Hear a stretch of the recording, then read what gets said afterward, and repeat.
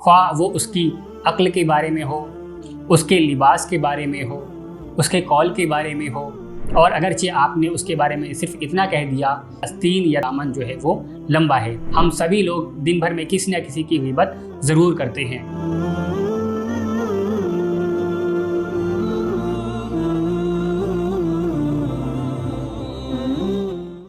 بسم اللہ الرحمن الرحیم۔ السلام علیکم ورحمۃ اللہ وبرکاتہ۔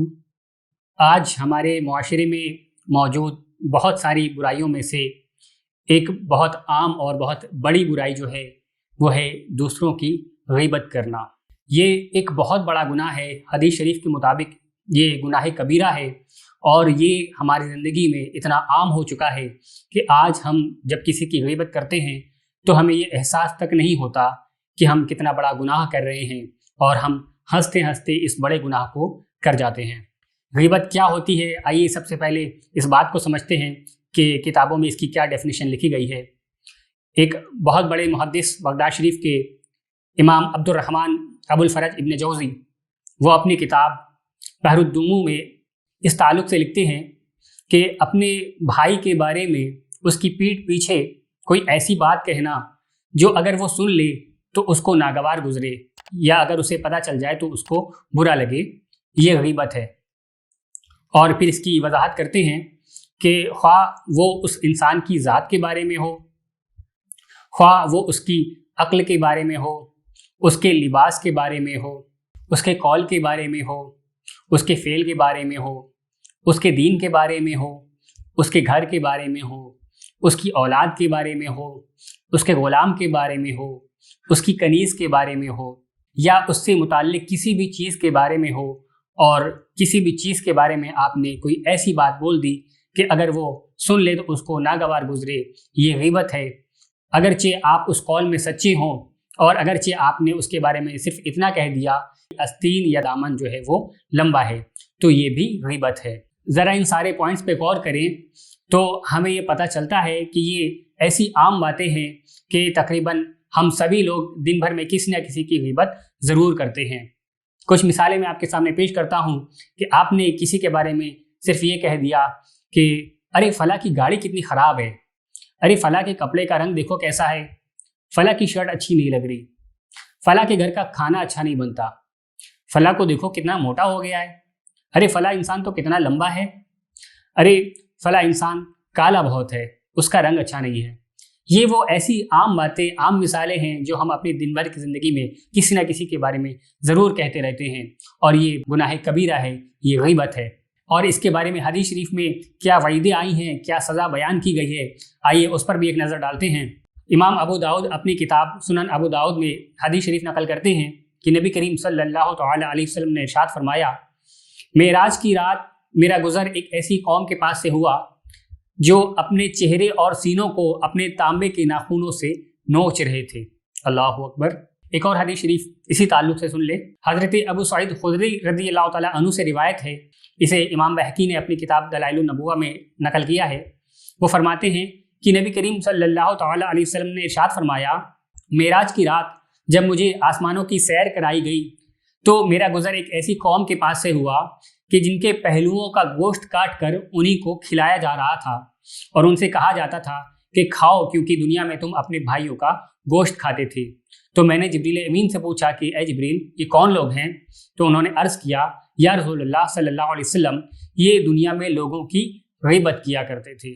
ذرا اندازہ لگائیں کہ یہ جو دونوں حدیث ہیں، ان میں جو سزا بیان کی گئی ہے یہ ہمارے لیے کتنی سخت سزا ہے۔ آج ہمارے جسم میں ایک چھوٹا سا کٹ لگ جاتا ہے بلیڈ سے، تو صبح سے شام تک ہم اس کی تکلیف سے پریشان رہتے ہیں، ہم سے اس کی ایک چھوٹی سی تکلیف برداشت نہیں ہوتی۔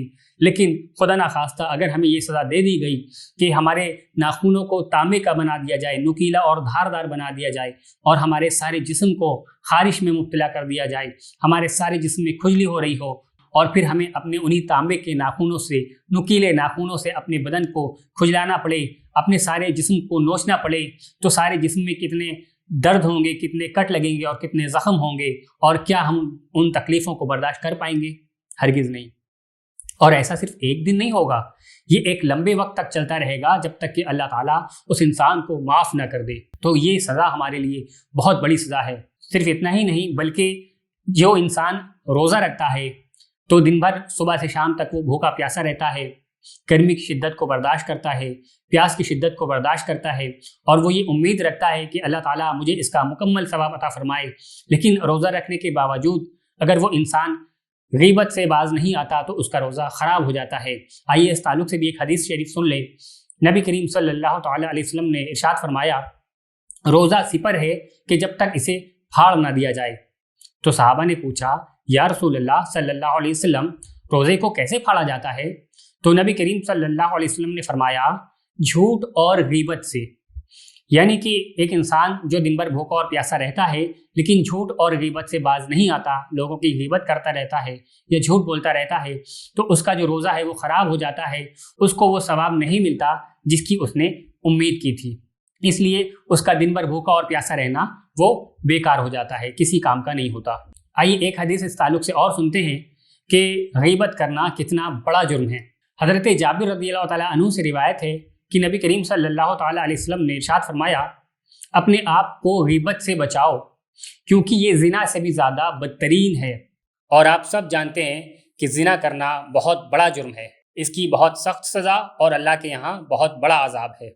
लेकिन फिर भी ज़िना करने के बाद अगर इंसान सच्चे दिल से तौबा कर ले तो उम्मीद है कि अल्लाह ताला माफ़ फरमा देगा। लेकिन गीबत करने के बाद उसका गुनाह उस वक्त तक माफ़ नहीं होता जब तक कि उसको वो इंसान माफ़ ना कर दे जिसकी उसने गीबत की है। अल्लाहु अकबर। ज़रा अंदाज़ा लगाएं कि आज तक हमने कितने लोगों की गीबत की होगी। बिल्कुल भी हम शुमार नहीं कर सकते कि हमने किन किन लोगों की बुराई की है, कितने लोगों की गीबत की है। और जब हम शुमार नहीं कर सकते तो फिर हम ये भी नहीं कह सकते कि हम फला से जाकर के माफ़ी मांग ले ताकि वो हमें माफ़ कर दे और उसके बाद फिर हमें अल्लाह ताला भी माफ़ फरमा दे। तो हमारे लिए ये कितनी मुश्किल बात है कि गीबत के गुनाह को माफ़ कराया जाए। और हदीस शरीफ में ये बता दिया गया कि जब तक वो इंसान माफ़ नहीं करेगा तब तक आपको अल्लाह ताला भी माफ़ नहीं करेगा। इसलिए गीबत बहुत बड़ा जुर्म है, इसकी माफ़ी होना बहुत मुश्किल बात है। इसलिए हमें चाहिए कि अपने आप को इस बड़े और कबीरा गुनाह से बचाएं। अल्लाह ताला हम सबको गीबत जैसे बड़े गुनाह से बचने की तौफीक अता फरमाए। अस्सलामु अलैकुम व रहमतुल्लाहि व बरकातुहू।